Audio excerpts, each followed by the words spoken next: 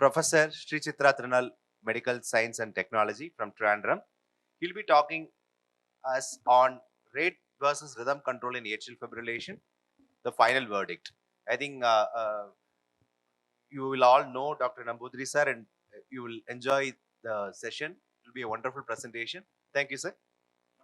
Thank you, Dr. Lawrence, my dear friend and an accomplished electrophysiologist, for having invited me to deliver this talk, and respected faculties off and on the dais.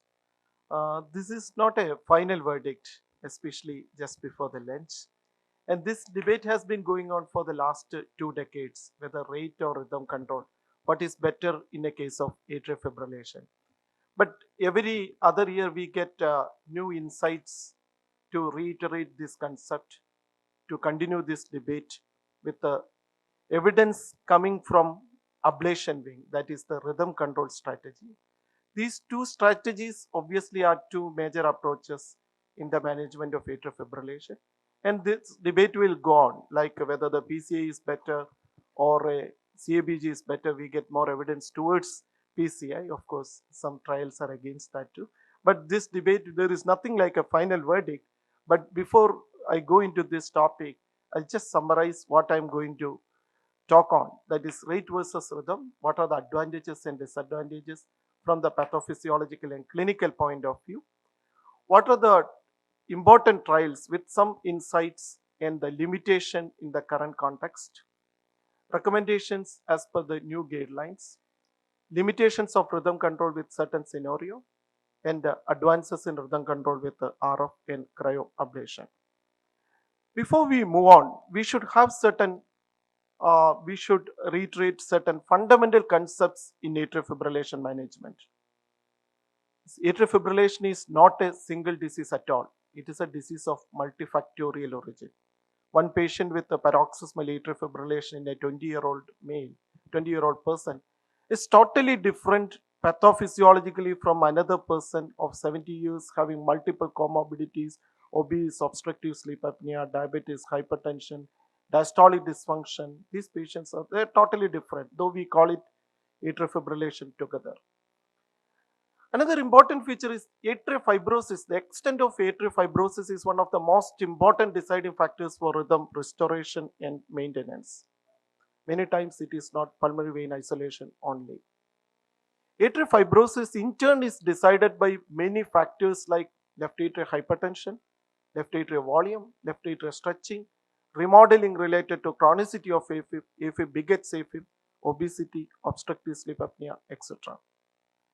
And the propensity of thromboembolism is decided by AFib, but it is not significantly modified by the strategy one adopts, especially in patients with multiple comorbidities and high CHRS score. Absolute rhythm control or absolute rate control are often overstated in clinical practice. If you do a long-term Holter monitoring of a patient who think it's always in sinus rhythm, you can see runs of atrial fibrillation. Similarly, a rhythm control, if you see a Holter, many times you can see absolute control less than 80, but at times rates going up to 150 or above. And rate or rhythm strategies are equally applicable only to a minority of patients in real world scenario.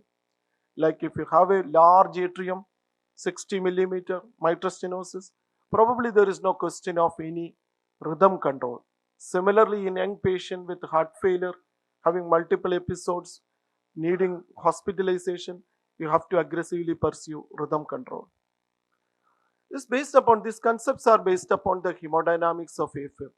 We know the loss of coordinated atrial contraction leads to reduction in ventricular input of around 10 to 15%, and this cardiac output comes down. High ventricular rate, short diastolic filling time, irregularity of the ventricular response leading on to autonomic stimulation changes, decrease in the myocardial blood flow, and chronic atrial fibrillation leading to atrial and ventricular cardiomyopathy. These are all very well known. What are the clinical correlates?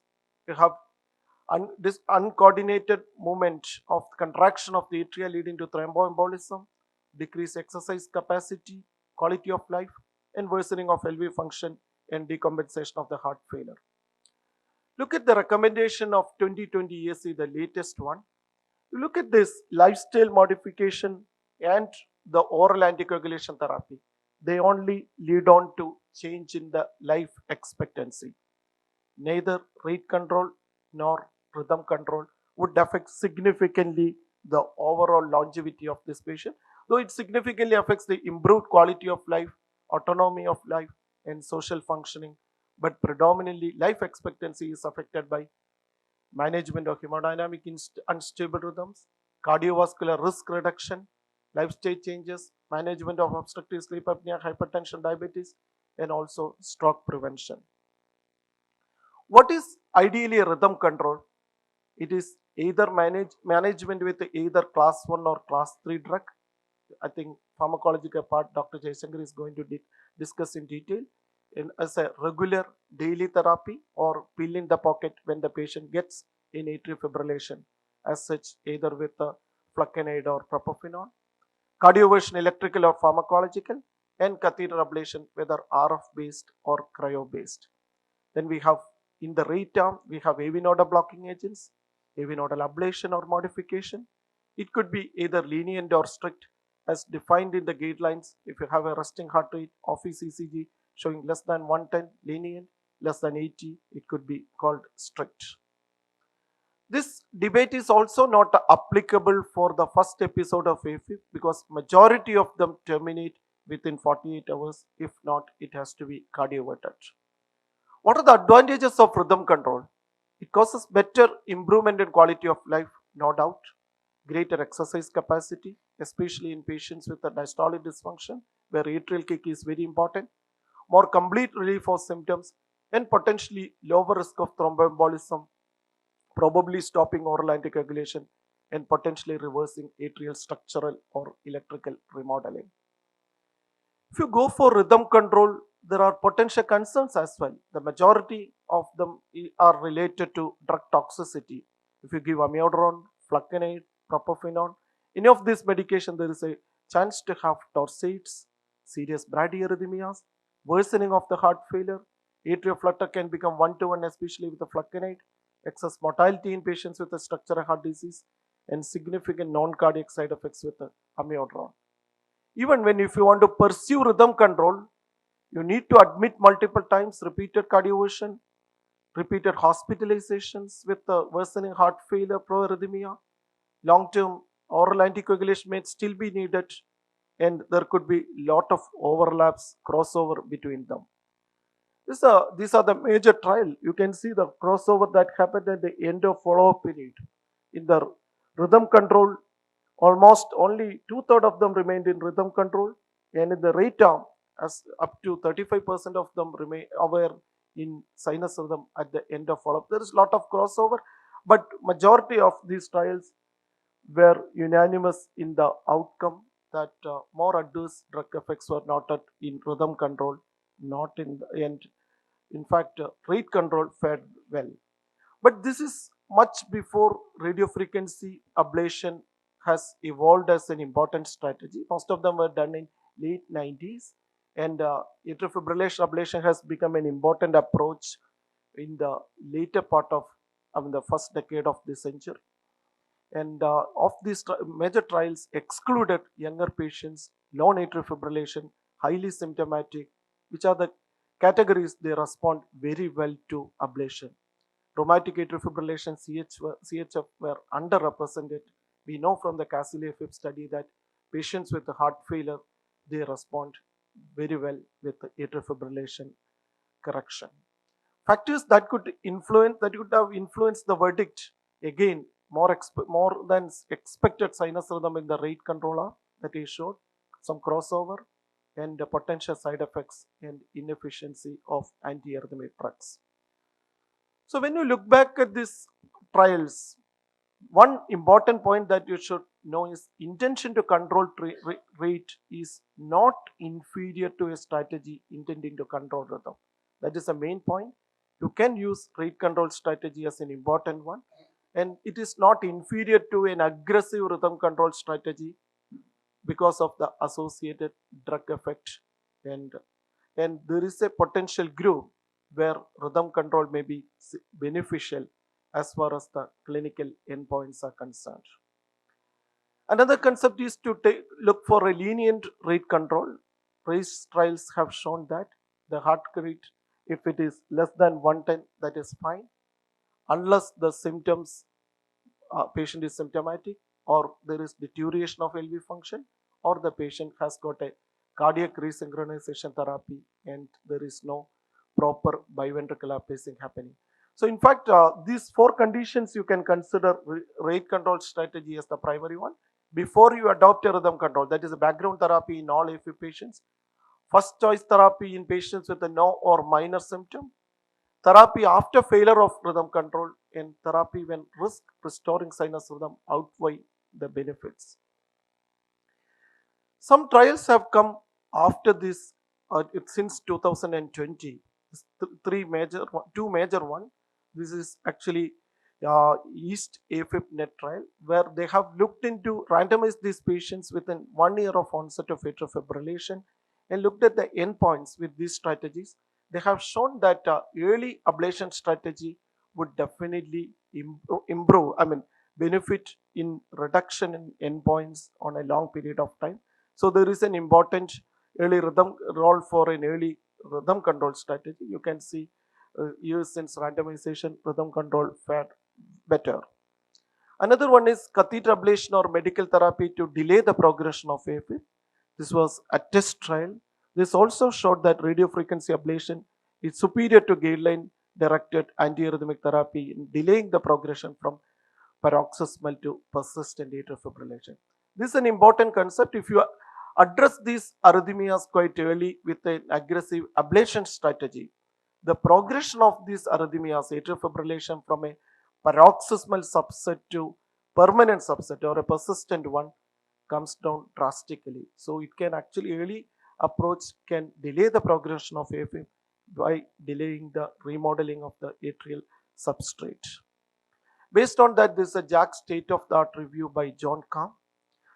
This clearly mentioned that early rhythm control may effectively reduce irreversible atrial remodeling and prevent AFib-related deaths, heart failure, and strokes in high-risk patients. It has the potential to halt the progression and potentially save patients from years of symptomatic AFib. Therefore, it should be offered more widely.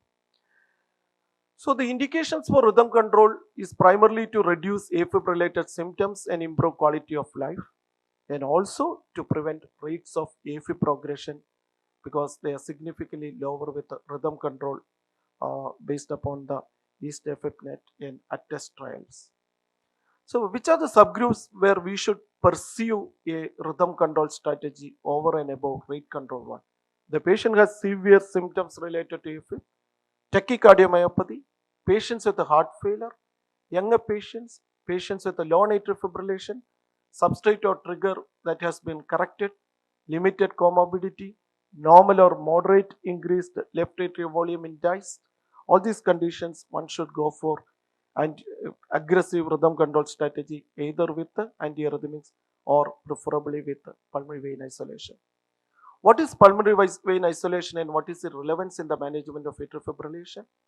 This is by a landmark article from Bordeaux Group, Michel Hassagure, published in NEGM in 1998, which has it's caused a paradigm shift in the approach towards AFib management across the world. Spontaneous initiation of atrial fibrillation by ectopic beats originating in the pulmonary vein. This can be ablated and the symptomatic episodes of atrial fibrillation can be curtailed. So like this case, I have origin of the these beats coming from the ectopic beats coming from the pulmonary vein, and when you ablate this within the pulmonary vein, atrial fibrillation terminates and these patients remain symptom free long. Like some of these cases, the response could be as in you ablate AVNRT or a pathway, and some of the patients you may have substrate changes where it could be more difficult and sustained. But if you isolate the pulmonary vein in almost all these subgroups, the response could be dramatic.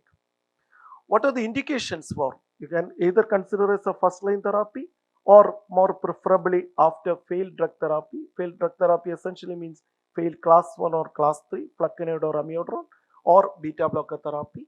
The indications and the class of evidence would vary. But 2-3 important points where we should know is, one is patients with tachycardia induced cardiomyopathy. It's a class 1 indication even without going through drug therapy. Another one is heart failure with a reduced ejection fraction. It is very important to consider ablation in this. And the third one, often we forget, is patients coming with a tachybrady syndrome and symptomatic pre-automaticity, the post-termination pause, if it is significant, there also they respond very well to atrial fibrillation ablation. I can show one scenario. A 53-year-old male businessman, episodes of palpitation and giddiness for 2 years, referred for the management of paroxysmal AFib, no history of hypertension, diabetes, dyslipidemia, not a smoker, no history of obstructive sleep apnea. It's a clean case for ablation, otherwise as per this category. Occasionally consumes alcohol, which is not very uncommon even amongst ourselves. So ECG at presentation, patient has atrial fibrillation. Then this patient had a long history, but predominantly the latest ECGs and Holter showed significant post-termination pause. Runs of atrial fibrillation, post-termination pause, and as per the guidelines, it is class 2A indication to consider ablation. And when we ablate these cases, you can see this is just look at these electrograms. This is surface ECG, atrial fibrillation going on. This is within the pulmonary vein recording during a cryoablation of the left inferior pulmonary vein. And this goes on, and as we ablate, you can see the atria is in sinus rhythm, but this focal triggering runs in the pulmonary vein goes on. So here this is going on, and you can see at the end even this gets terminated. It's a long video. It took some time to ablate this. So there you can see it terminates, and this patient is a remarkable response. And as at 12 months of follow-up, this patient is in sinus rhythm and off drugs, not only on Concor to 0.5 milligram. Just we have always afraid of recurrence. Of course, that is routine also. Similar cases are not represented adequately in any of these trials. So we no need to have long-term antiarrhythmic drugs in this patient and avoids a pacemaker as well. Atrial fibrillation is traditionally done with pulmonary vein isolation is with RF ablation, but cryoablation is a important energy source and alternative source. You can see the here the -6, it comes up to almost -60, and the pulmonary vein gets isolated, clearly demonstrated. You can use 3D CT prior to it, merge, esophageal probes, eyes, everything, and improve the outcome in this case. In Chitra, we have done 38 cases since March 2022, 18 months. That was one of the first cases. In fact, mean age is 57, 3 redo cases. 14 cases had LA dimension more than 40, 3 had more than 50. Largest was 63 millimeter inlay in a HCM case in a doctor, an anesthesiologist from North Kerala, and he is doing very well. All cases used 3D electroanatomical mapping. ICE was used in 2/3 of them. Hybrid approach, that is touch up with RF, FU, 3 out of 38. Mean follow-up of 10 months, maximum follow-up 18 months. Age 57, the range, Ajit was asking me what is the highest age. It is 85 years, is retired surgery HOD from Tirunelveli who had 5 admissions, ventilatory requirement in the last 1 year. 6 months back we did not a single hospital admission afterwards, and he said he started doing surgery as well. So other cases, structural heart disease in 3 of them, and AFib duration was around 26 months, LA 43, that is a mean diameter, left atrial volume indiced, and most of them had prior requirement of drugs. We do 3D mapping in all, prior CT in all, image fusion in all, esophageal monitoring in all, eyes in only 2/3 of them we used. LA dwell time is only 71 minutes, fluoroscopy 38 minutes. Pulmonary vein isolated all of them except one we couldn't isolate. Every other vein we could isolate, and ablation results, time to isolation is only very minimal. Overall the procedure time is less than 1.5 to 2 hours, and hardly one patient had a transient phrenic nerve palsy. local site small AV fistula which responded to local compression. Hardly any other thing. One patient had a dengue fever after 1 year.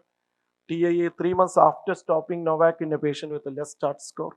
Recurrence within 3 months, 2 out of them. Late recurrence after 3 months, 4 of them. They were all paroxysmal AFib. And except this, out of 37 surviving patients, 33 had no recurrence after the blanking period of 3 months after the cryoablation.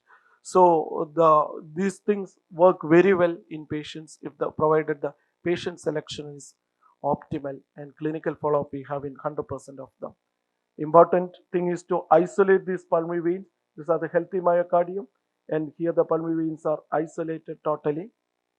And look into each of them. We take care of this. You can see the signals here. Pulmonary vein signals are gone. Here you can see 2 signals on one here, 2 on the left side, 1 only. It's atrial signal, and the pulmonary vein is isolated from the atrium. But is it applicable to every case? And the answer is no, because as I mentioned, atrial fibrillation is not a single illness. It has multiple etiologies, varied presentations, and also underlying pathophysiological substrates are entirely different.